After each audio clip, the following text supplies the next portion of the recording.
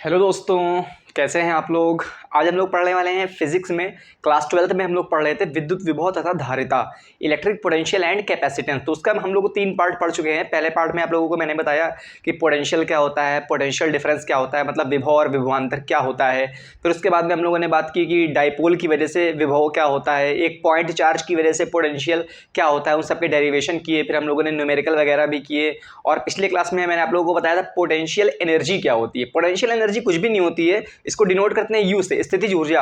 Potential energy एक तरह से वर्क होता है, क्या होता है, कार्य होता है। कार्य जो आप करते हैं किसी भी बल के विरुद्ध, किसी भी फोर्स के अगेंस्ट में, तो जो काम करते हैं वही काम उस आवेश के अंदर, उस चार्ज के अंदर स्थितिज ऊर्जा के रूप में संचित हो जाता है। पोटेंशियल एनर्जी के फॉर्म में वो क्या हो जाता है, स्टोर होता है। तो हमने बताया आपको कि अगर मान लीजिए 2 चार्ज हैं तो 2 आवेशों के निकाय की स्थितिज ऊर्जा क्या थी। फिर उसके बाद में बताया अगर 2 से ज्यादा आवेश हैं, 4 हैं, 5 है आवेश, तो उनकी स्थितिज ऊर्जा क्या होगी उस निकाय की।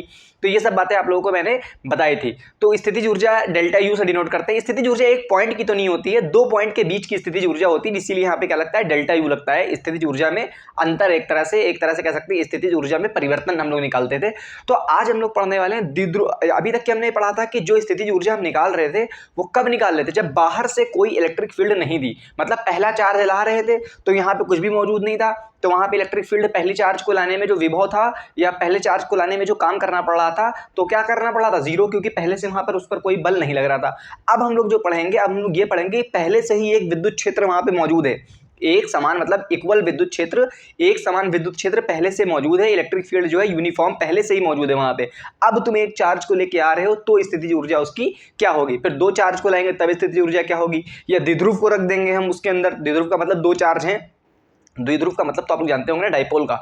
डाइपोल को रख देंगे इलेक्ट्रिक फील्ड के अंदर यूनिफॉर्म, तो उसकी स्थितिज ऊर्जा क्या होगी। तो ये वाला बहुत इंपॉर्टेंट चीज है इस चैप्टर में, इस टॉपिक में, इस वीडियो में पढ़ने के बाद में आप लोगों को जो सबसे इंपॉर्टेंट चीज होती है 12th क्लास के बोर्ड में, उसका डेरिवेशन आता है आपका स्थितिज ऊर्जा बताइए। मतलब अगर द्विध्रुव जो है रखा है किसमें, एक समान विद्युत क्षेत्र में रखा है, यूनिफॉर्म इलेक्ट्रिक फील्ड के अंदर अगर कोई रखा है डाइपोल, तो उसकी क्या बताना होता है, पोटेंशियल एनर्जी के लिए फॉर्मूला डिराइव करना होता है और न्यूमेरिकल भी करना होता है। तो इस वीडियो के बाद में न्यूमेरिकल में पोटेंशियल एनर्जी के जितने भी फॉर्मूले होते हैं वो डेरिवेशन करने में, और जो इंपॉर्टेंट है आने वाले में, उसमें आप लोगों को कोई दिक्कत नहीं होगी, सारी समस्याएं दूर हो जाएंगी। जैसा आप लोग मेरा नाम जानते ही होंगे, मेरा नाम है शावेज खान और मैं यहाँ आप लोगों को क्लास 12th 11th और 10th के लिए फिजिक्स, केमिस्ट्री और मैथमेटिक्स को पढ़ाता हूँ। तो वीडियो शुरू करने से पहले व्हाइट वाला बटन दिख रहा है सब्सक्राइब वाला, वो तो जरूर दब जाना चाहिए। और 4-5 लोग को तो जानते ही होंगे ना अपने क्लास में, तो 12th में पढ़ते हो 5 लोग को तो जानते ही होंगे, कम से कम शेयर जरूर करना है। इतना डीप में मैं आप लोगों को नॉलेज दे रहा हूँ, इतना आप लोगों को पेड बैचेस में भी कहीं नहीं मिलेगा। तो चलिए शुरू करते हैं वीडियो। अब हम लोग को पहला टॉपिक जो पढ़ना है वो पढ़ना है बाह्य विद्युत क्षेत्र में आवेश की स्थितिज ऊर्जा। एक आवेश की स्थितिज ऊर्जा मतलब potential energy of single charge in uniform electric field. इसका मतलब क्या है, इलेक्ट्रिक फील्ड पहले से ही मौजूद है वहां पे, जहां पे तुम चार्ज को लेके आ रहे हो वहां पे इलेक्ट्रिक फील्ड पहले से मौजूद है। तो इसका मतलब उस पर कोई फोर्स लग रहा होगा पहले से ही, तो मतलब पहले ही वाले चार्ज को लाने में तुमको कुछ ना कुछ क्या करना पड़ेगा, काम करना पड़ेगा उस फोर्स के अगेंस्ट में। तो स्थितिज ऊर्जा क्या होगी। चलो हम इलेक्ट्रिक फील्ड एक समान है, तुमको अलग अलग इलेक्ट्रिक फील्ड, जो कभी भी तुमको ये सवाल करना होगा, इलेक्ट्रिक फील्ड उसमें एक समान रहेगी। एक समान विद्युत क्षेत्र को कैसे दिखाते हैं, समांतर बल रेखाओं से। इसका मतलब यहाँ के हर पॉइंट पर इलेक्ट्रिक फील्ड क्या है, सेम है, ठीक है। अब यहाँ पर तुम इलेक्ट्रिक फील्ड सेम है, जाहिर सी बात है ये इलेक्ट्रिक फील्ड भी तो किसी वजह से आई होगी, कोई दूसरा चार्ज रखा होगा आसपास, उसकी वजह से इलेक्ट्रिक फील्ड आई होगी। तो तुमको सवाल में कभी ये नहीं बताएगा कि किस चार्ज की वजह से इलेक्ट्रिक फील्ड आई है, तुमको सिर्फ इतना बता देगा कि इलेक्ट्रिक फील्ड है। अब ये नहीं बताएगा किस चार्ज की वजह से इलेक्ट्रिक फील्ड आई है या किस वजह से यहाँ पे इलेक्ट्रिक फील्ड आई, उससे तुमको कोई लेना देना नहीं है। तुमको एक दूसरा आवेश क्यू है, क्या है, क्यू है, इसको बाहर से तुमको कहाँ लाना है, यहाँ पर विद्युत क्षेत्र के अंदर लाना है। मान लो इस पॉइंट पर लाना है विद्युत क्षेत्र के अंदर। यहाँ पे तो इनफाइनाइट थी, यहाँ पे तो इनफाइनाइट से तुम ला रहे हो, मतलब अनंत से किसी आवेश को उठा के कहाँ ला रहे हो, विद्युत क्षेत्र के अंदर ला रहे हो। और ये विद्युत क्षेत्र क्या है, एक समान विद्युत क्षेत्र है, ठीक है। इस पॉइंट के अंदर तुमको लाना है इलेक्ट्रिक फील्ड। तो इसको लाने में कुछ ना कुछ काम करना पड़ा होगा। क्यों काम करना पड़ा होगा, क्योंकि यहाँ पे पहले से इलेक्ट्रिक फील्ड मौजूद है। जब पहले से इलेक्ट्रिक फील्ड मौजूद होगी तो जाहिर सी बात इलेक्ट्रिक फील्ड मौजूद होगी। तो यहाँ पे मान लो अगर ये पॉइंट P है, तो इस पॉइंट के ऊपर जब पहले से इलेक्ट्रिक फील्ड मौजूद है तो इलेक्ट्रिक फील्ड के अंदर विभव भी होगा। क्या होगा, विभव होगा। विद्युत क्षेत्र है तो विद्युत विभव भी होगा। तो विद्युत विभव जो भी होगा उसको और Q को मल्टीप्लाई करोगे, वही क्या हो जाएगी, इसकी स्थितिज ऊर्जा हो गई। तो सिंगल चार्ज को लाने में जो इलेक्ट्रिक फील्ड, जो स्थितिज ऊर्जा होती है, तो बहुत आसान होता है, क्योंकि तुमको पता है जो कार्य किया जाएगा वही स्थितिज ऊर्जा के रूप में संचित हो जाएगा, स्टोर हो जाएगा। तो जो चीजें हैं तुमने बताई है वो चीजें लिख लो यहाँ पे। फॉर्मूला डिराइव करोगे तो जो चीजें बताई जाती हैं उसको लिख लिया करो कि माना एक आवेश Q है, उसको अनंत से विद्युत क्षेत्र पहले से जहां पे एक समान विद्युत क्षेत्र E है उसके अंदर किसी बिंदु P तक लाया जाता है, बिंदु P पर विभव इतना है तो उसकी वजह से स्थितिज ऊर्जा क्या होगी। ये सब बातें क्या हो, जो डायग्राम बनाते हो वही बातें क्या होती है, लिखी जाती है डेरिवेशन में। क्योंकि डेरिवेशन में तुमको ये थोड़ी ना बोलेगा कि वहां पे विद्युत क्षेत्र E है, आवेश Q1 है या Q2 है, ये थोड़ी ना बोलेगा। तुमसे सिर्फ इतना कहेगा कि एक आवेश को अनंत से एक समान विद्युत क्षेत्र में लाया जाता है तो उसकी स्थितिज ऊर्जा क्या होगी। पहले इस बात तो सिंगल वाला तुमसे पूछेगा नहीं, लेकिन फिर भी बुक में है तो हमको क्या करना पड़ेगा, डेरिवेशन उसका भी सीखना पड़ेगा। तो चलो जो भी चीजें यहाँ पे दी हैं उसको क्या कर लो, लिख लो। लिखो यही बात, माना एक आवेश Q को अनंत से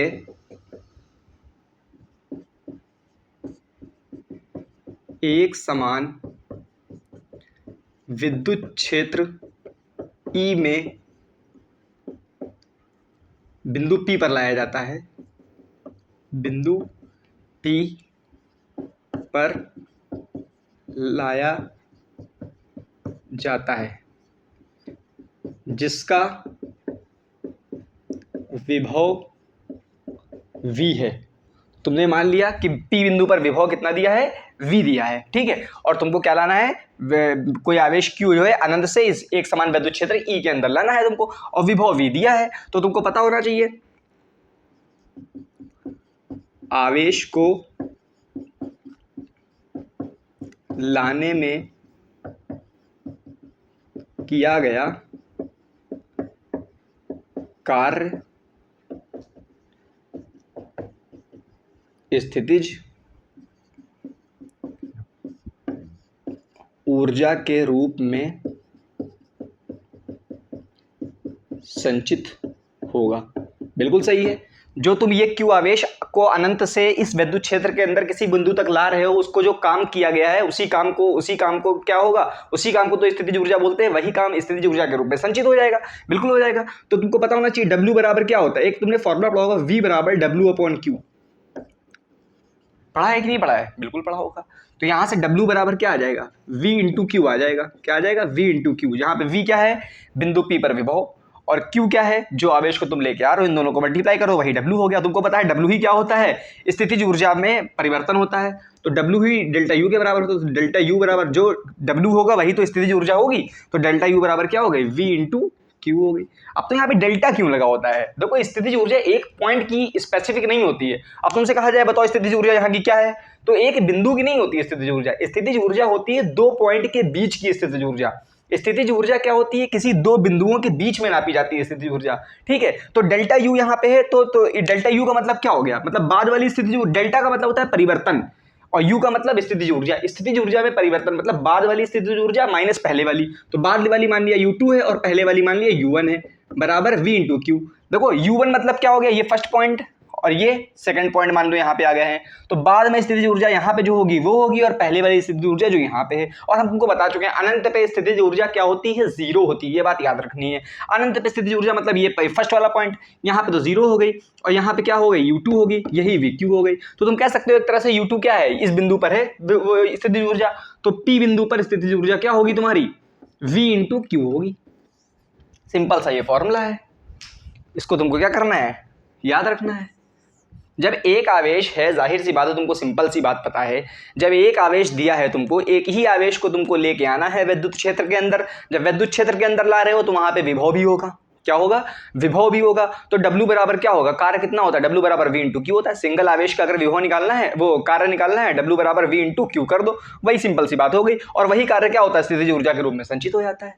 बस सिंपल सा इतना याद रखना था। एक पॉइंट का ज्यादा पूछता नहीं है। अभी अब तुम कहोगे कि V कैसे निकाले, V निकालने के लिए सवाल में तुमको कुछ बताया गया होगा तभी निकाल पाओगे। अभी तुमको कुछ सवाल कराएंगे, न्यूमेरिकल कराएंगे, तब बिल्कुल सारी चीजें क्लियर हो जाएंगी। ये नोट कर लीजिए।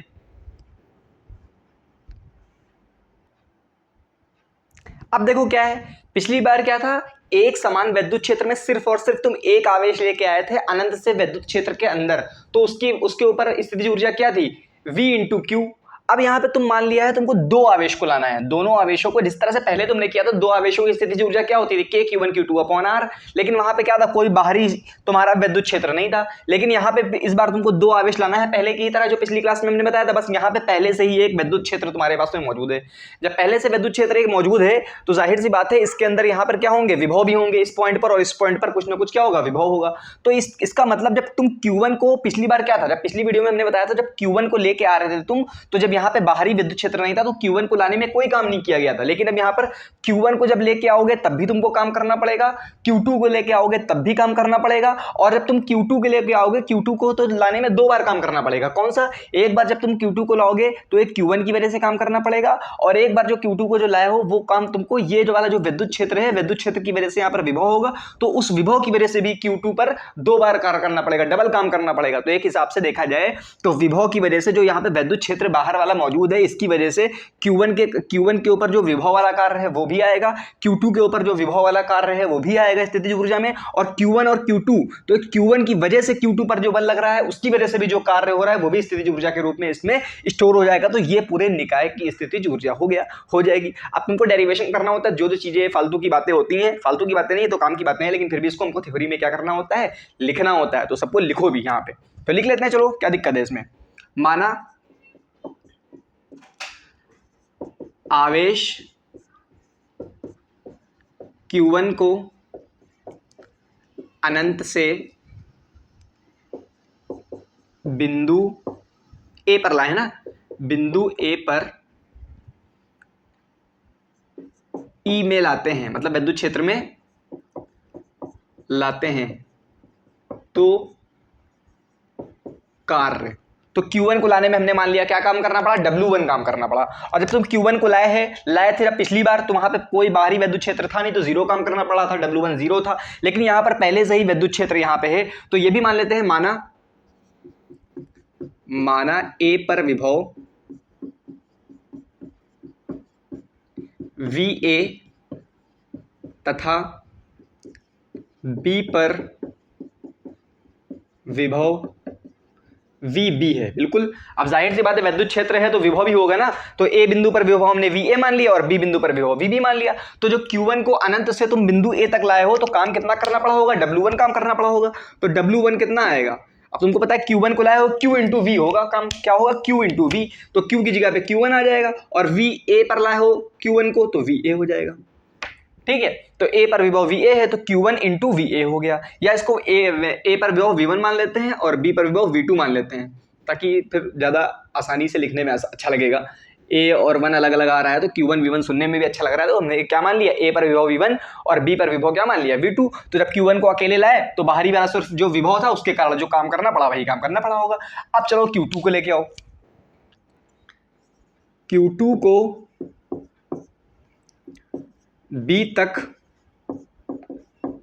लाने में B पर विभव तथा Q1 दोनों के कारण कार्य करना पड़ा होगा, दोनों के विरुद्ध कार्य करना होगा।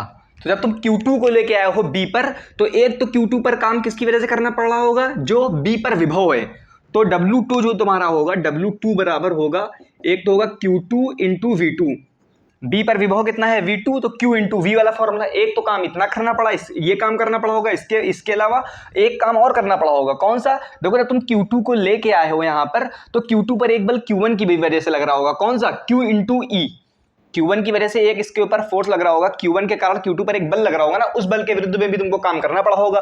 कितना काम करना पड़ता था, वो कितनी स्थितिज ऊर्जा होती थी, तुमको पता ही है, सिंपल सी बात है, K Q1 Q2 अपॉन में R, इन दोनों के बीच की जो दूरी होती थी वो होता था। तो बस हो गया ये चीजें। अब ये जितना भी काम करना पड़ा सारा का सारा काम इस पूरे निकाय की स्थितिज ऊर्जा के रूप में संचित हो गया होगा। तो बस ये लिख दो आगे, इधर से इधर आ जाओ, कुल कार्य निकाय में स्थितिज ऊर्जा के रूप में संचित होगा। ठीक है, अब कुल कार्य कितना है, W टोटल बराबर क्या होगा, W1 प्लस W2। यही W को क्या बोलते हो, डेल्टा U बोलते हो। क्या बोलते हो, डेल्टा U। अब ये डेल्टा U बराबर क्या हो जाएगा, एक तो Q1 V1 हो गया, इसकी Q2 के कारण दो कार्य करने पड़े, Q2 V2 और K Q1 Q2 अपॉन में R। देखो ये हो गया फॉर्मूला टोटल। जब दो आवेश को तुम किसी बाहरी विद्युत क्षेत्र में लाओगे तो वहां पर क्या होगा, विभव भी होंगे ना, तो विभव की वजह से भी काम करना पड़ेगा तुमको, विभव वाला भी कार्य आ जाएगा। और जो स्थितिज ऊर्जा, जो एक आवेश की वजह से दूसरी आवेश के ऊपर जो बल लगता है उसके विरुद्ध भी काम करना पड़ा, तो टोटल कार्य तुम्हारा जो होगा सबका सब किस में बदल जाएगा, स्थितिज ऊर्जा में बदल जाएगा। तो ये होगा फॉर्मूला। अगर दो आवेश को तुमको लाना है अनंत से विद्युत क्षेत्र के अंदर लाना है, दोनों आवेशों के बीच की दूरी r है, तो ये वाला तो तुमको पहले से ही पता था। और एक तो विभव की वजह से होगा। विभव कैसे निकालोगे, तो ये तुमको सवाल में कुछ इस तरह से दिया होगा ना कि तुम विभव निकाल पाओ। अभी सवाल कराएंगे तो अच्छे से समझ में आ जाएगा, इसको नोट कर लो, ये भी इंपॉर्टेंट है। अब इस सवाल में देखो, इस सवाल में तुमको दो आवेश दिए गए हैं, दो चार्ज दिए गए हैं, एक Q1 है एक Q2 मान लेते हैं। चलो ये कल ही वाला सवाल है तुमको, लेकिन कल वाले सवाल का ये तीसरे नंबर का पार्ट है जिसमें तुमसे क्या कह दिया है, जिसमें कह दिया है बाहर से एक इलेक्ट्रिक फील्ड भी लग रहा है, और वो भी एक समान इलेक्ट्रिक फील्ड का लग रहा है। कितना लग रहा है, A × 1/r²। अब कहोगे ये A क्या है, अरे एक कुछ नहीं है, एक नंबर एक है।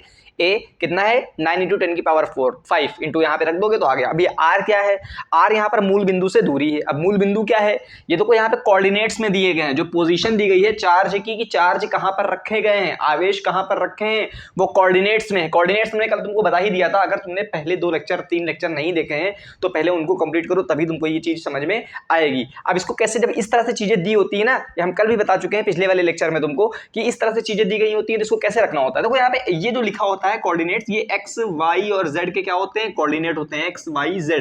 ठीक है, तो इसका मतलब y z तो कुछ है ही नहीं, एक तरह से सारी चीजें किसमें रखी गई हैं, x वाले कोऑर्डिनेट पे रखी गई, तो y और z बनाने की भी जरूरत नहीं है तुमको। चलो हमने बना लिया x वाला कोऑर्डिनेट, तुम्हारा x वाला कोऑर्डिनेट चलो उसे बना देते हैं। ये x एक्सिस हो गई, ये मान लिया मूल बिंदु हो गया, क्या हो गया, मूल बिंदु O हो गया। मान लिया ये रखा है Q1 और ये क्या रखा है, Q2। ये Q1 जो रखा गया है मूल बिंदु से -9 सेंटीमीटर है, तो x वाला -9 कहाँ आता है, मूल बिंदु से लेफ्ट साइड पर। ये माइनस यहाँ से कितनी सेंटीमीटर पर रखा गया है, 9 सेंटीमीटर पर। तो यहाँ से यहाँ तक की भी दूरी कितनी है, 9 सेंटीमीटर है। और ये भी कहाँ रखा गया है, दूसरा वाला, ये +9 सेंटीमीटर पर रखा गया, यहाँ से 9 सेंटीमीटर। तो यहाँ से यहाँ तक की दूरी कितनी है, ये प्लस का 9 सेंटीमीटर है कि नहीं, ये सिंपल सी बात हो गई। अब क्या दिक्कत है इसमें, अब देखो कोई दिक्कत नहीं है। अब यहाँ पर तुमको ये Q1 दिया है आवेश, इसको Q2 तुमने मान लिया है, एक प्लस में है एक माइनस में है, ये माइनस को 2 है।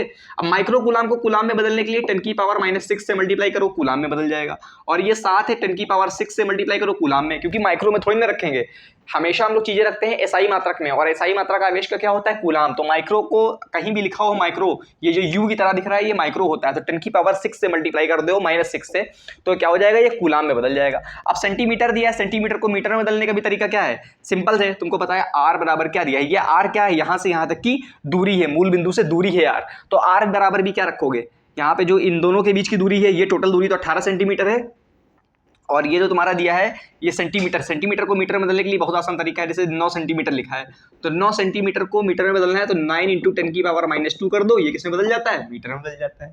तो बस अब कोई दिक्कत ही नहीं है। अब देखो दो आवेश लाए हो तुम, तो सबसे पहले जो टोटल तुम्हारा डेल्टा यू जो होगा, जो तुमको स्थितिज ऊर्जा निकालनी है पूरे विन्यास की, सबसे पहले यहाँ पे तुमको पता है पहले से ही एक विद्युत क्षेत्र भी है, क्या है, पहले से एक विद्युत क्षेत्र है, ये भी बना लो, ये भी जरूरी है, पहले से विद्युत क्षेत्र। और ई बराबर कितना दिया है तुमको, A/r², एक तरह से क्या दिया है, A/r²। लेकिन तुमको पता है विद्युत क्षेत्र तुमको नहीं पता होना चाहिए। अगर तुमको डेल्टा यू निकालना है जहां पे पहले से ही विद्युत क्षेत्र मौजूद है, तो फॉर्मूला अभी हमने बताया क्या होता है, जब तुम Q1 आवेश को लाए होगे, तो मान लिया अगर ये पॉइंट A है और ये पॉइंट क्या मान लिया तुमने इसको B, तो जाहिर सी बात है Q1 × A पर जो विभव होगा V1 मान लिया, तो V पता होना चाहिए तुमको, बिंदु 1A पर विभव पता होना चाहिए। इसी तरह से जो दूसरा आवेश लाए हो Q2, उसको लाने में भी एक तो ये वाला काम करना पड़ा होगा विभव की वजह से, जो V2 पर है, जो B पॉइंट पर है वो, और साथ में एक इन दोनों के बीच में जो दूरी आ गई है इसकी वजह से भी स्थितिज ऊर्जा आई होगी K Q1 Q2 अपॉन में R। ये वाला R कौन सा है, ये वाला R है इन दोनों के बीच की दूरी। बात समझ में आई, ये क्या है Q1 इंटू V1, मतलब जब तुम Q1 आवेश को लाए तो जो जहां पर लाए वहां पर विभव भी कुछ ना कुछ होगा क्योंकि विद्युत क्षेत्र है, तो Q1 इंटू V1। जो दूसरा लाए Q2 तो उस पॉइंट पर भी कुछ ना कुछ विभव होगा, V2 है मान लिया, Q2 इंटू V2, फिर K Q1 Q2 upon R। अब तुम लोग कहोगे ये V1 और V2 तुमको पता ही नहीं है, तो इसको कैसे सॉल्व किया जाए? देखो V1 V2 को तुम निकाल सकते हो किससे? E से। कैसे निकाल सकते हो? एक फॉर्मूला हमने तुमको बताया था, एक होता है E बराबर V बराबर होता है E dot D R, delta V बराबर होता है E इंटू डेल्टा आर, या dv बराबर होता है E इंटू डी आर। कहने का मतलब ये होता है माइनस में होता है, इस तरह से ये चीज़ होती है, ये फॉर्मूला। अब यहाँ पे डेल्टा वेल्टा की तो बात ही नहीं है, विभव सिर्फ निकालना है तुमको, तो V बराबर क्या हो जाएगा तुम्हारा E डॉट डी आर। अब देखो E क्या है? A upon R square, A upon R square. अब जब यहाँ पे आर ही आर है तो डेल्टा आर की जगह भी क्या रखोगे? आर रखोगे, आर से आर कैंसिल हो गया, तो एक तरह से V बराबर तुम्हारा आ गया A अपॉन आर। अब ये वाला आर अलग है, देखो ये वाला आर अलग है, इसको हम कुछ और नाम दे देते हैं, चलो डी नाम दे देते हैं इसको। क्या दे देते हैं? डी नाम। मतलब ये दोनों के बीच की दूरी है। ये आर कौन सा आर है? ये आर जो मूल बिंदु से दूरी है वो वाला आर दिया है, इस फॉर्मूले में तुमको दिया है, ठीक है। तो एक तरह से V की जगह पे तुम लिख सकते हो A अपॉन आर। अच्छा ये Q1 है, Q1 की जगह पे क्या रखोगे तुम? 7 गुणे 10 की घात माइनस 6, ठीक है। और V1 की जगह पे क्या रखोगे? A अपॉन R1, मतलब यहां से यहां तक दूरी ये भी 9 सेंटीमीटर है, यहां से यहां तक की दूरी ये भी क्या है? 9 सेंटीमीटर। तो R1 R2 दोनों सेम ही है एक तरह से, तो V1 अपॉन R1। तो V1 क्या रखोगे तुमने? A की जगह पे कितना रखना है तुमको? A की जगह पे सवाल में रखना है कितना? A कहां दिया है तुमको सवाल में? A की जगह पे कुछ नहीं दिया है तुमको, ये दिया है। A की जगह पे रखना है तुमको 9 इंटू 10 की पावर 5, 9 इंटू 10। A की जगह पे भी हम A ही रखते हैं क्योंकि दोनों में सेम है तो कुछ कॉमन आ जाएगा। मल्टीप्लाई में A अपॉन में R1। R क्या है? ये पहले वाले के लिए 9 सेंटीमीटर है, 9 सेंटीमीटर मतलब 9 गुणे 10 की घात माइनस 2 मीटर, ये काम हो गया। इसी तरह से Q2 की जगह पे क्या रखना है? 2 गुणे 10 की घात माइनस 6। V2 की जगह पे क्या रखना है? A upon R2। A की जगह पे क्या रखो? A ही रखो, अभी हम वैल्यू रख देंगे। और R2 की जगह पे क्या रखोगे? ये भी R2 क्या है? R1 R2 जो भी यहाँ पे R लिखा है वो R है मूल बिंदु से दूरी, तो यहाँ से यहाँ तक की भी दूरी कितनी है? 9 सेंटीमीटर, तो 9 गुणे 10 की घात माइनस 2 रख दिया। और इसके बारे में तो तुमको पता ही है, K की वैल्यू होती है 9 गुणे 10 की घात 9। Q1 Q2, एक Q1 तुम्हारा कितना है? 7 गुणे 10 की घात माइनस 6, दूसरा वाला है माइनस 2 गुणे 10 की घात माइनस 6। अपॉन में देखो ये माइनस में है तो इसको हम माइनस में रख देते हैं, क्योंकि ऊर्जा निकालने में अगर आवेश प्लस में है तो प्लस रखो, माइनस में है तो माइनस रखो। यहाँ पे माइनस है तो माइनस में रख दिया। अपॉन में डी कौन सी दूरी है? इन दोनों के बीच की दूरी। 9 और 9 मिलकर क्या हो जाएंगे? 18, तो 18 गुणे 10 की घात माइनस 2, ये भी मीटर में बदल गया। बस अब क्या करना है? अब तो कैलकुलेशन करना है। तो कैलकुलेशन आसान करने के लिए हम क्या करने वाले हैं, इसको देखो ये -2 ऊपर जाएगा तो +2 हो जाएगा, और -6 और +2 मिलकर 10 की घात -4 हो गए। इसी तरह यहाँ पे भी हम कर रहे हैं, -2 और ये -2 ऊपर जाएगा, +2 -6 और +2 मिलके क्या हो जाएगा? -4 हो जाएगा, ठीक है। अब इसमें से कुछ कॉमन ले सकते हैं। A कॉमन आ रहा है और 10 की घात -4 कॉमन आ रहा है, तो A मल्टीप्लाई 10 की पावर -4 कॉमन ले लिया। तो यहाँ इन दोनों में से सिर्फ कॉमन ले रहे हैं अभी हम, ठीक है। तो इन दोनों में से जो कॉमन लिए, यहाँ पे क्या बचा? 7 बचा, ठीक है। बस कुछ भी नहीं बचा। A 10 की घात -4 तो कॉमन हो गया, 7 बचा। अपॉन में क्या बचा? यहाँ पे 9 बचा। इस तरह से ये देखो ये माइनस और प्लस मिलके क्या हो गया? माइनस हो गया, ठीक है। यहाँ पे 2 बचा। A और 10 की घात -4 तो तुमने कॉमन ले लिया है। अपॉन में क्या बचा? 9 बचा, ठीक है। अब इधर आ जाओ, प्लस यहाँ पे इसको सॉल्व कर लेते हैं। देखो ये माइनस और ये प्लस मिलके क्या हो गया? माइनस हो गया। चलो कर देते हैं माइनस।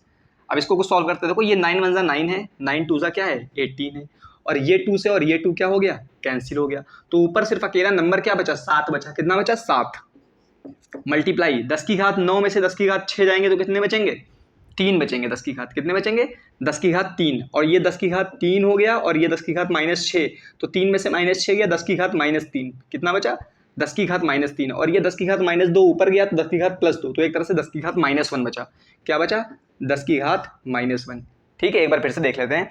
9 दूना 18, 2 से 2 क्या हो गया? कैंसिल। अब ऊपर सिर्फ और सिर्फ 7 बचा, अकेला नंबर में 7 लिख दिया।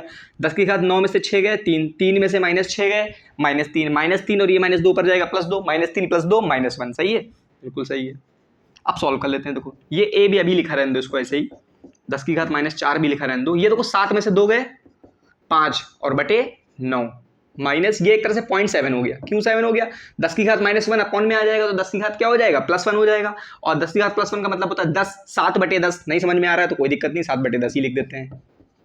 और आओ आगे, ये A है, A की जगह पे तुम क्या लिख सकते हो? 9 गुणे 10 की घात 5। चलो लिखते हैं, पूरा सॉल्व करते हैं। 9 गुणे 10 की घात 5, और मल्टीप्लाई क्या है 10⁻⁻⁴, और मल्टीप्लाई क्या है 5/9, और ये क्या है -7/10, सबको 0.7 लिख दें, लिख सकते हैं बिल्कुल, ठीक है।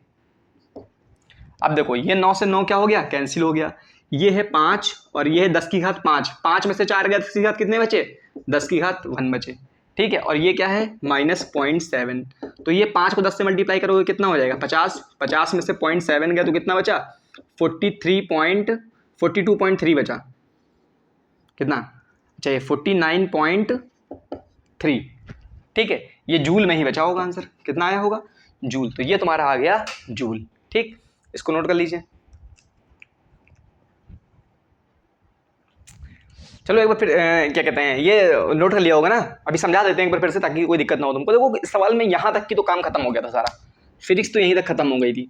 इसके बाद तो कैलकुलेशन है, और कैलकुलेशन कैसे फास्ट होती है, कैलकुलेशन फास्ट होती है तुम्हारी, देखो मल्टीप्लाई से डिवाइड से तुम करोगे इस तरह के सवाल बार बार तो हो जाएगी। अब मैंने एक वीडियो डाला होगा तो क्लास 11th में बेसिक कॉन्सेप्ट ऑफ केमिस्ट्री, मतलब रसायन विज्ञान की मूल अवधारणा, उसमें मैंने आप लोगों को सिखाया है कैसे कैलकुलेशन करते हैं, साइंटिफिक नंबर का कैसे मल्टीप्लाई करते हैं, कैसे माइनस करते हैं, माइनस प्लस तो आता ही नहीं है, यहाँ पर मल्टीप्लाई और डिवाइड ही आता है जो साइंटिफिक नंबर होते हैं। तो उसमें आप लोग वीडियो देख लेंगे, उस वीडियो का लिंक मैं इस वीडियो में डाल दूंगा, तो कैलकुलेशन आपकी क्या हो जाएगी, थोड़ी सही हो जाएगी, मतलब बेसिक एक नॉलेज हो जाएगा। कैलकुलेशन सही तो तभी होगी जब आप बार बार सवाल करेंगे और आपकी प्रैक्टिस होगी। जैसे 15 तक टेबल अगर याद है आपको, 18-20 तक टेबल याद होना चाहिए, अगर 20 तक टेबल याद है तो कैलकुलेशन में कोई दिक्कत ही नहीं है। और कैलकुलेशन फास्ट तो तभी होती है जब आप बार बार क्या करेंगे, प्रैक्टिस करेंगे सवाल की। देखिए इसमें क्या था, इसमें देखो कुछ भी नहीं था सवाल में, तुमको 2 आवेश दिए थे, एक 7 माइक्रोकूलम और एक -2 माइक्रोकूलम, और पोजीशन तुमको दी थी। जब पोजीशन इस तरह से दिया हुआ करें कॉमा कॉमा लगा के, तो समझ लो जो पहले चीजें लिखी है वो एक्स एक्सिस पर है, जो बाद में लिखा हो वाई, और जो बाद में लिखा हो जेड सबसे लास्ट में। देखो वाई और जेड में तो कुछ है ही नहीं, तो सिर्फ डराने के लिए दिया है, मतलब एक तरह से सीधी जो एक्स एक्सिस है सिर्फ वही तुम बना दो डायग्राम में तो भी काम हो जाएगा। एक्स एक्सिस के ऊपर जो बीच वाला पॉइंट होता है उसको बोलते हैं मूल बिंदु, मूल बिंदु से लेफ्ट वाली दूरी होती है माइनस में, मूल बिंदु से राइट वाली दूरी होती है प्लस में। एक्स ये जो पहला आवेश था 7 वाला, ये -9 सेंटीमीटर का था, तो यहाँ पे -9 सेंटीमीटर, 9 सेंटीमीटर इधर आ, जो लेफ्ट में ये Q1 रख दिया, और दूसरा वाला था +9 सेंटीमीटर में, तो इसको उधर लिया है। तो एक तरह से देखा जाए दोनों के बीच में दूरी क्या थी, 18 सेंटीमीटर थी। और कहा था ये सारा सामान जो है सब कहाँ रखा है, ये एक विद्युत क्षेत्र में रखा है, बाहरी विद्युत क्षेत्र में, जो है A/r²। ए कुछ भी नहीं है, एक नंबर है जो दिया है साफ साफ, और आर क्या है, मूल बिंदु से दूरी, मतलब यहाँ से दूरी है। अब तुमको देखो क्या होना चाहिए, फॉर्मूला तुमको पता है, अगर तुम पहला आवेश लाओगे किसी विद्युत क्षेत्र के अंदर तो Q1 × V1, जिस पॉइंट पर ला रहे हो वहां का विभव और मल्टीप्लाई में Q, क्योंकि W बराबर क्या होता है V × Q। फिर दूसरी जो कार्य करना पड़ेगा Q2 को लाने में Q2 × V2, और Q2 को लाने में एक और काम करना पड़ेगा Q1 की वजह से, K Q1 Q2 अपॉन में R, जहां पे R क्या होती है, इनके बीच की दूरी, हमने यहाँ पे D लिखा है, क्यों, क्योंकि इसमें कंफ्यूज ना हो जाओ इस वाले R से, इसलिए हमने यहाँ पे क्या लिख दिया है D। अब तो कुछ भी नहीं है, कैलकुलेशन करना है खाली, बस तुमको V1 और V2 चाहिए था। देखो V1 V2 कैसे निकालोगे, तुमको एक फॉर्मूला पता होगा, डेल्टा V बराबर E × DR। तो ये सब ऐसे ही हटा दो, ये माइनस तो इसलिए लगाया क्योंकि विद्युत क्षेत्र में आगे जाने पर विभव क्या होता है, घटता है, तो हमने सिर्फ V लिख दिया, V बराबर E × DR। E बराबर क्या लिखा है, A/r², और डेल्टा R, यहाँ पे R डेल्टा वेल्टा की तो बात ही नहीं है, छोटी छोटी दूरी की, R दिया है दूरी तो R लिख दिया हमने, R और R कैंसिल हो गया, एक तरह से V बराबर क्या हो गया, A/r, जहाँ पर A क्या है, एक नंबर, बस वैल्यू रख दी हमने सारी यहाँ पे। बस उसके बाद तो क्या करना था, गुणा भाग करना था। गुणा भाग तुमको क्या होना चाहिए, अच्छे से आना चाहिए कैलकुलेशन। और कैलकुलेशन में कोई दिक्कत हो रही है तो मैं इस वीडियो में लिंक दे दूंगा, 11th क्लास के लिए मैंने पढ़ाया है, वहाँ पे कैलकुलेशन आपकी क्या हो जाएगी, मजबूत हो जाएगी, ठीक है। नोट कर लीजिए इसको अब आराम से।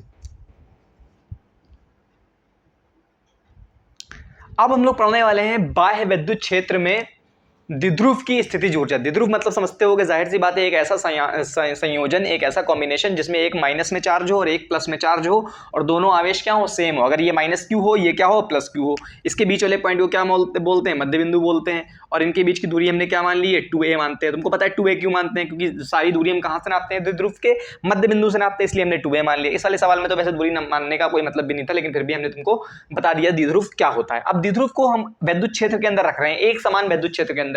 ये हम एक बार तुमको बता चुके हैं, जब क्या पढ़ा रहे थे, जब पढ़ा रहे थे हम विद्युत आवेश तथा क्षेत्र। तो तुम्हें देखो द्विध्रुव के पर 2 चीजें लगती हैं, एक होता है बल आघूर्ण, द्विध्रुव का बताया होगा। द्विध्रुव के बल आघूर्ण से पहले तुमको द्विध्रुव का द्विध्रुव आघूर्ण पता होना चाहिए। क्या पता होना चाहिए, द्विध्रुव आघूर्ण क्या होता है, क्या पता होना चाहिए, द्विध्रुव आघूर्ण। 2 चीजें होती हैं, एक होता है द्विध्रुव आघूर्ण, जिसको किससे डिनोट करते हो, द्विध्रुव आघूर्ण को P से डिनोट करते हो। क्या डिनोट करते हो, P से, डाइपोल मोमेंट जिसको बोलते हैं, क्या बोलते हैं, डाइपोल मोमेंट।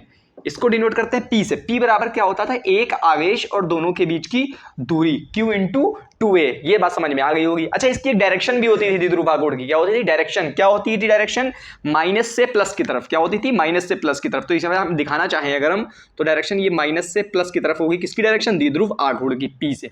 ठीक है, तो ये समझ में आ गया तुमको द्विध्रुव आघूर्ण। एक होता था बल आघूर्ण। क्या होता था, द्विध्रुव अगर विद्युत क्षेत्र में रखा है तो बल आघूर्ण भी होता था। बल आघूर्ण को बोलते हैं टॉर्क। क्या बोलते हैं, टॉर्क। और इसको डिनोट करते थे किससे, टाउ से। टाउ बराबर फॉर्मूला होता था P क्रॉस E। क्या होता था, P क्रॉस E। अच्छा, यहां पे जब तुमको क्रॉस लगा होता है सदिश के बीच में, तो इसको ये भी लिख सकते हो ना, PE साइन थीटा। क्या होता है, PE साइन थीटा, जहां पे थीटा क्या है, P और E के बीच में। P मतलब जैसे ये हो गया और E मतलब ये हो गया, तो इसके बीच का कोण जो होता है वही थीटा होता है। ठीक है। अच्छा, ये दोनों चीजें द्विध्रुव अगर अंदर है तो होता है। अच्छा, द्विध्रुव पर बल कितना लगता था, अगर विद्युत क्षेत्र के अंदर, एक समान विद्युत क्षेत्र के अंदर द्विध्रुव रखा है तो उस पर बल कितना लगता था, बल तो जीरो लगता था। क्यों जीरो लगता था, देखो ये Q है, अगर कोई आवेश Q E विद्युत क्षेत्र में रखा है तो उस पर बल क्या लगेगा, Q इंटू E लगेगा। और किधर लगेगा, जिस तरफ विद्युत क्षेत्र है, अगर प्लस आवेश है तो इस वाले आवेश पर तो बल इधर लग रहा है Q इंटू E, और इस वाले आवेश पर इधर लग रहा होगा Q इंटू E विद्युत क्षेत्र की विपरीत दिशा में। तो टोटल बल क्या हो गया, एक इधर लग रहा है एक इधर लग रहा है, टोटल क्या हो गया, जीरो बल हो गया। क्या हो गया, बल तो क्या हो गया, जीरो। तो ये इधर लग रहा है इसके ऊपर बल Q इंटू प्लस E, और इधर लग रहा है Q इंटू E। बस खाली दिशा क्या हुई है, चेंज हो गई है। तो एक तरह से देखा जाए इस पर बल तो जीरो लग रहा है, लेकिन बल आघूर्ण लग रहा है। बल आघूर्ण का काम क्या होता है, टॉर्क का काम क्या होता है, ये समझो। टॉर्क होता क्या है, टॉर्क का काम होता है किसी चीज को घुमाना। क्या करना, किसी चीज को घुमाना। तो देखो, अगर ये दो बल लग रहे हैं, टोटल बल तो जीरो है, लेकिन इसकी वजह से इस पर एक टॉर्क आ गया। अगर कोई चीज ये तिरछा रखा है, मान लो मार्कर, हम इस मार्कर को इधर वाल खींचे, जैसे मान लो ये मार्कर रखा है यहाँ पे, ठीक है, इस मार्कर को इधर बल लगाएं और इसके इस वाले हिस्से पर इधर बल लगाएं, तो देखो क्या होगा, इस मार्कर में एक चीज आ जाएगी। ये मार्कर ऐसे नहीं चलेगी। जब इधर वाला बल, ये और ये दोनों सेम बल लग रहे हैं, तो इस मार्कर में ये इधर खींच रहा है और ये इधर खींच रहा है, तो ये मार्कर ऐसे घूमने लगेगा। क्या होने लगेगा, यहाँ पे ऐसे घूमने लगेगा मार्कर। तो एक हिसाब से देखा जाए तो इस तरफ तो ये मार्कर ऐसे ऐसे नहीं चल रहा है, ये मार्कर क्या होने लगा है, इस बल की वजह से ऊपर वाला हिस्सा इधर बल लग रहा है, नीचे वाले हिस्से पर इधर बल लग रहा है, तो ये मार्कर क्या होने लगेगा, घूमने लगेगा। तो जब मार्कर घूमेगा तो उसमें भी तो कुछ क्या काम करना पड़ेगा ना, या काम मिलेगा ना तुमको, बिल्कुल मिलेगा। तो जाहिर सी बात है, इसमें जो बल लग रहा है वो किस तरफ का लग रहा है, घूमने वाला बल लग रहा है। घूमने वाले बल को ही एक तरह से हम लोग क्या बोलते हैं, टॉर्क बोलते हैं। तो एक तुमने बचपन में ही पढ़ा होगा W बराबर फॉर्मूला, W बराबर फॉर्मूला पढ़ा होगा, बल गुणे विस्थापन, Fx या Fs cos थीटा या Fx cos theta, Fs cos theta पढ़ा होगा, बिल्कुल पढ़ा होगा W बराबर। लेकिन ये कब फॉर्मूला लगता है, जब जो है बल किस तरह का लग रहा हो, जब बल जो है ये वाला लग रहा हो, हॉरिजॉन्टल बल लग रहा हो, क्षैतिज बल लग रहा हो। लेकिन जब घूमने वाला बल लग रहा हो, जिसको क्या बोलते हैं, टॉर्क बोलते हैं, जब बल लग रहा होगा तो कार्य का फॉर्मूला ये होगा। लेकिन अगर मान लो जब टॉर्क लग रहा होगा, तब कार्य का फॉर्मूला होता है टाउ इंटू। टाउ एक तरह से बल की तरह काम करता है, ठीक है। अब यहाँ पे विस्थापन होता है, जब बल इस तरह से लग रहा है, क्षैतिज बल, तो या तो इधर खिसकेगा वस्तु या इधर खिसकेगा। जब इधर खिसकेगा या इधर खिसकेगा, इसको बोलते हैं विस्थापन। क्या बोलते हैं, रेखीय विस्थापन, एक दिशा में विस्थापन हो रहा है। लेकिन जब तुम चीज को, किसी चीज को घुमा रहे हो, तो विस्थापन किस तरह से हो रहा है, विस्थापन एंगल में हो रहा है। क्या हो रहा है, एंगल में बदलाव हो रहा है, तो इसको बोलते हैं कोणीय विस्थापन। क्या बोलते हैं, कोण में विस्थापन। तो tau into theta into cos theta, तो ये भी फॉर्मूला होता है। कार्य दो तरह से आ सकता है तुम्हारा। अगर मान लो कोई ऑब्जेक्ट पर तुम बल लगा रहे हो, तो बल लगाओगे तो वो ऑब्जेक्ट ऐसे ऐसे घूमेगा, इस तरफ मुड़ सकता है या इस तरफ। लेकिन अगर कोई ऑब्जेक्ट मुड़ नहीं रहा है, कहीं चल नहीं रहा है, घूम रहा है सिर्फ, तो घूमने में भी तो काम होगा ना। तो घूमने के लिए बल की जगह पे क्या आ जाता है, बल आघूर्ण आ जाता है, और विस्थापन की जगह पे क्या आ जाता है, थीटा। ये तो हो गया बड़ा कार्य। अगर छोटा काम निकालना है, DW निकालना है, तो यहाँ पे D लग जाता है, DW बराबर टाउ इंटू डी थीटा। हल्का सा तुम घुमा रहे हो तो भी कुछ ना कुछ काम करना पड़ेगा, टाउ इंटू डी थीटा, और ये कॉस थीटा हो जाता है। और यहाँ पे तुम्हारा क्या लग जाता है, इंटीग्रेशन लग जाता है। इंटीग्रेशन कर दोगे तो क्या हो जाएगा, ये पूरा कार्य आ जाएगा, W बराबर टोटल कार्य आ जाएगा। तो टोटल क्या होता है, अगर तुमने हल्का सा थोड़ा सा कोण घुमाया, डी थीटा एंगल घुमाया, तो टाउ तो फिक्स है तुम्हारा, डी थीटा घुमाया तो जो है क्या हो जाएगा तुम्हारा, एक तुम्हारा जो है क्या कहते हैं, इंटीग्रेशन कर दोगे तो टोटल कुल कार्य आ जाएगा। अब घुमाओगे भी तो जाहिर सी बात है, पहले मान लो, जरूरी थोड़ी ना है कि कोई वो 0 डिग्री कोण पर रखा हो। मान लो ये बलाघूर्ण है, ये बलाघूर्ण किसी ना किसी एंगल पर तो रखा होगा। मान लिया ये विद्युत क्षेत्र E है, शुरुआत में इसका एंगल कितना है, θ1 है, और बाद में इसको घुमा के तुमने एंगल क्या कर दिया, ये मान लो वैसे हो गया। ये वाली चीज हटा देते हैं ताकि साफ साफ तुमको दिखाई पड़े, ठीक है। अभी ये बलाघूर्ण ऐसा था, अब द्विध्रुव, अब ऐसा हो गया द्विध्रुव। तुमने इसको क्या कर दिया, इस तरफ हल्का सा घुमाया। अभी तो बल इधर लग रहा था, तुमको कार्य करने के लिए जबरदस्ती इधर विपरीत दिशा में क्या करना पड़ा, घुमाना पड़ा। जब विपरीत दिशा में तुम घुमाओगे, जाहिर सी बात है तुमको θ1 था, अब मान लो ये एंगल कितना हो गया, θ2 हो गया। पहले एंगल θ1 था, अब एंगल कितना हो गया, θ2 हो गया। तो ये वाला माइनस क्यू इधर आ गया और ये प्लस क्यू इधर खिसका दिया तुमने। तो एंगल में बदलाव θ1 से कितना हो गया, θ2 हो गया। तो इंटीग्रेशन कहाँ से कहाँ तक कर दो, θ1 से θ2। इसका मतलब भी समझते होगे, इंटीग्रेशन थोड़ा बहुत तो आता ही होगा ना, जो लोग मैथ लिए हैं उनको तो आता होगा। इसको बोलते हैं लिमिट, मतलब कहाँ से कोई चीज़ कहाँ बदली। इंटीग्रेशन उसी का होता है जो चीज़ चेंज हो रही हो। चेंज क्या हो रहा है, थीटा चेंज हो रहा है। थीटा कहाँ से कहाँ तक चेंज हो रहा है, पहले θ1 था, अब क्या हो गया, मान लो वो θ2 हो गया। ठीक है, तो इसके रिस्पेक्ट में होता है इंटीग्रेशन। अच्छा, एक तरह से देखा जाए कॉस थीटा की वैल्यू इस वाले मामले में कितनी है, 180 है। क्यों, क्योंकि देखो जब बल और विस्थापन, मान लो बल इधर लगा रहे हो और विस्थापन इधर हो रहा है, तो एक दूसरे की विपरीत दिशा में होता है, तो थीटा कितना होता है, 180 डिग्री। तो यहाँ पे भी तो थीटा 180 डिग्री है। क्यों, क्योंकि टॉर्क तो इधर लग रहा है ना, टॉर्क की दिशा क्या है, देखो बल की टॉर्क की दिशा इधर वाले, वो घूमना किधर जा रहा है, इधर जा रहा है, और तुम उसको विस्थापन, कोणीय विस्थापन किधर करवा रहे हो, उल्टी तरफ करवा रहे हो। तो थीटा की वैल्यू क्या हो जाएगी, 180 हो जाएगी यहाँ पे। तो एक तरह से देखा जाए तो यहाँ पे जो वर्क होगा θ1 से θ2 टाउ इंटू डी थीटा ही लिख सकते हो, और यहाँ पे माइनस लगा सकते हो। क्यों, क्योंकि cos 180 यहाँ पे लिखोगे अगर, तो cos 180 की वैल्यू होती है -1। क्या होती है, -1। तो यहाँ पे -1 लगाओगे तो बाहर माइनस निकाल सकते हो। तो W बराबर एक तरह से तुम्हारा हो गया माइनस में इंटीग्रेशन θ1 से θ2 टाउ और डी थीटा। अब टाउ का फॉर्मूला पता ही है तुमको क्या होता है, PE sin थीटा। तो चलो रख देते हैं वैल्यू। तो W बराबर तुम्हारा हो गया माइनस में integration of PE sine theta D theta. अब यहाँ से θ1 से θ2 कर दो। अब तुमको पता है जो चीज़ इंटीग्रेशन में फिक्स होती है उसको बाहर निकाल लो, उसका तो इंटीग्रेशन होता नहीं है। इंटीग्रेशन उसी का होता है जो चीज़ क्या हो रही हो, बदल रही हो। बदल कौन रहा है, थीटा बदल रहा है तुम्हारा। थीटा को इंटीग्रेशन करने के लिए डी थीटा को रोको यहीं पे, ये साइन थीटा वाला चीज़, ये चीज़ और ये चीज़, थीटा इन दोनों में है, तो ये दोनों चीज़ें तो फिक्स है ना। पी भी फिक्स है तुम्हारा, पी बराबर क्या है, क्यू इंटू टू है। कहाँ पे लिखाया था हमने, पी बराबर चीज़ तो फिक्स है ना, क्यू इंटू टू है, तो पी को बाहर निकाल लेते हैं, क्या दिक्कत है। ये θ1 से θ2 तक लिमिट लगानी है तुमको, PE बाहर आ जाएगा, सॉरी देखो PE को बाहर करना है, P और E को बाहर कर दिया हमने, लिमिट लगा दी θ1 से θ2। अब ये हो गया साइन थीटा डी थीटा। ये होता है इंटीग्रेशन, इसको क्या बोलते हैं, इंटीग्रेशन बोलते हैं।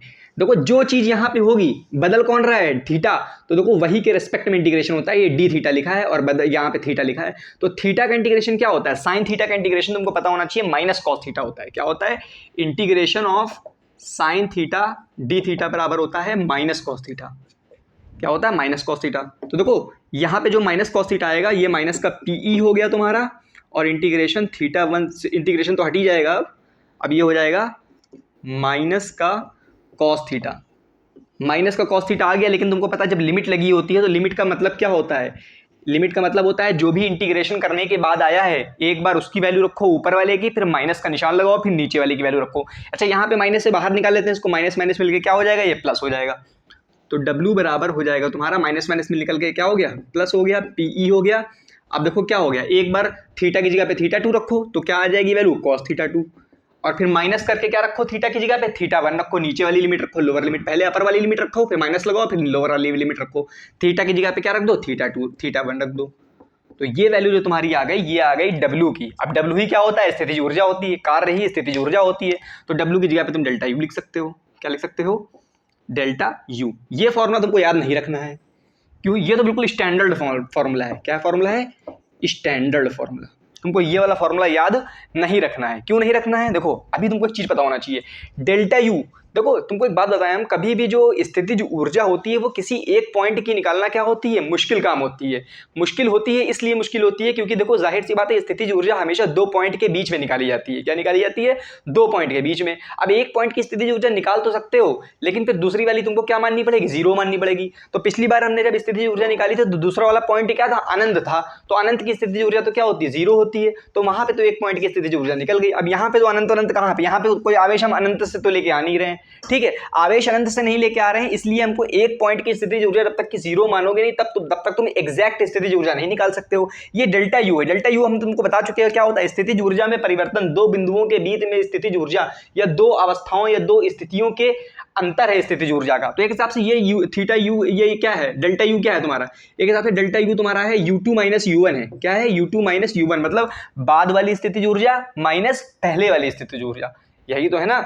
डेल्टा यू बराबर तुमको अभी मैंने बताया क्या होती है, बाद वाली स्थितिज ऊर्जा माइनस पहले वाली स्थितिज ऊर्जा। तो हम तुमको एक चीज और बताएं, डेल्टा यू बराबर जो होती है स्थितिज ऊर्जा वो होती है डब्ल्यू के बराबर। किसके बराबर?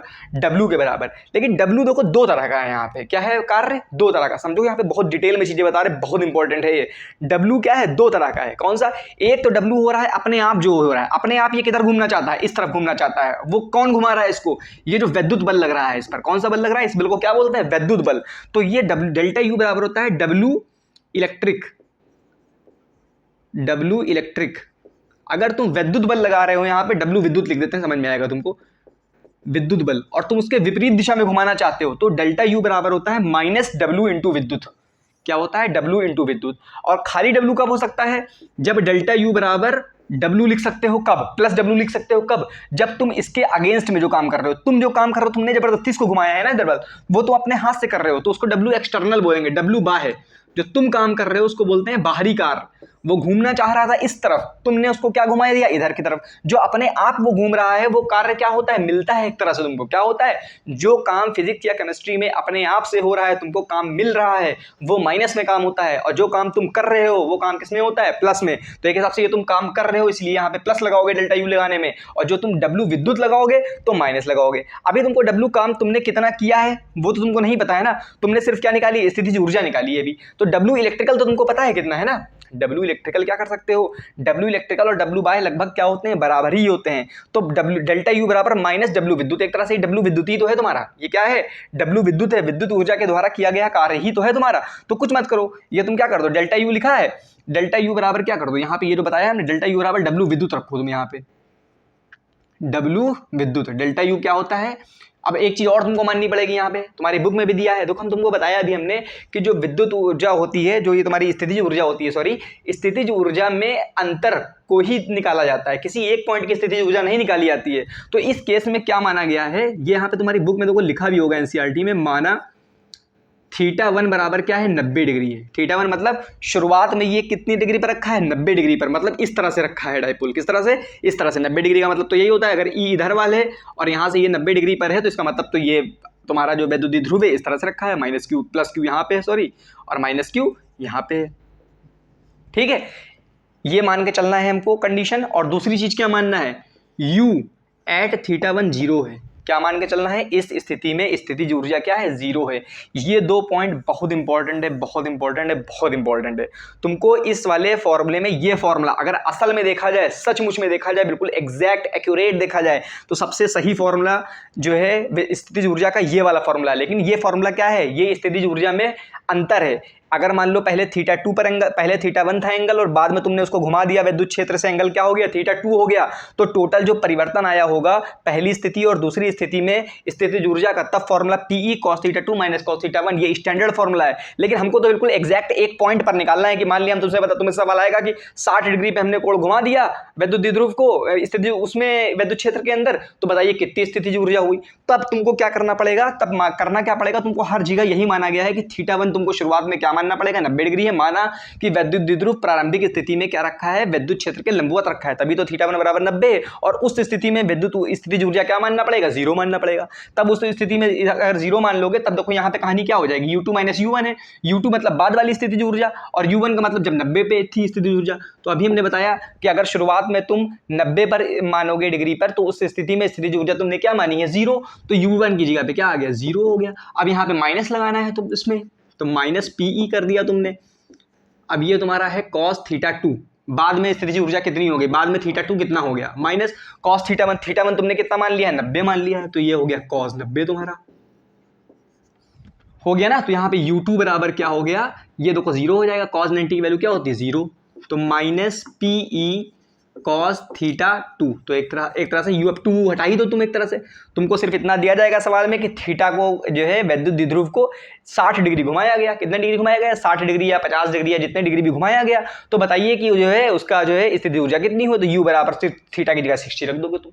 ये फॉर्मूला तभी सत्य है तब जब तुमने क्या माना हो कि शुरुआत में स्थिति वो जो वैद्युत द्विध्रुव था वो 90 डिग्री पर रखा था, मतलब एक तरह से वैद्युत क्षेत्र के लंबवत रखा था द्विध्रुव, और उस स्थिति में स्थितिज ऊर्जा क्या थी, 0 थी, तभी तुम एक पॉइंट की स्थितिज ऊर्जा निकाल पाओगे। इसलिए इस फॉर्मूले में थोड़ा से अजम्पशन तुमको मानने पड़े हैं। अब तुम कहोगे कि यार ये 90 डिग्री पर स्थितिज ऊर्जा को 0 क्यों माना, होती भी है कि नहीं होती है, तो बता रहे हैं तुमको, अगर स्थितिज ऊर्जा किसी एक पॉइंट की निकालना नामुमकिन है, हमेशा 2 पॉइंट के बीच में स्थितिज ऊर्जा निकाली जाती है, लेकिन अगर तुमको किसी एक पॉइंट पे स्थितिज ऊर्जा निकालनी है तो दूसरा वाले पॉइंट की स्थितिज ऊर्जा 0 करनी ही पड़ेगी।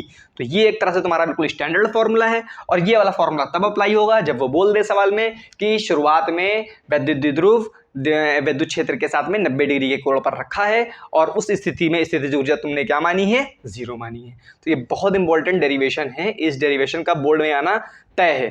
तय मतलब क्या है, आप पिछले उठा के देख भी लेंगे बोर्ड के पेपर में, अनसॉल्व में, विद्या वगैरह में, तो ये कई बार आया हुआ सवाल होगा। बाह्य विद्युत क्षेत्र में द्विध्रुव की स्थितिज ऊर्जा फॉर्मूला क्या होता है, -PE cos थीटा।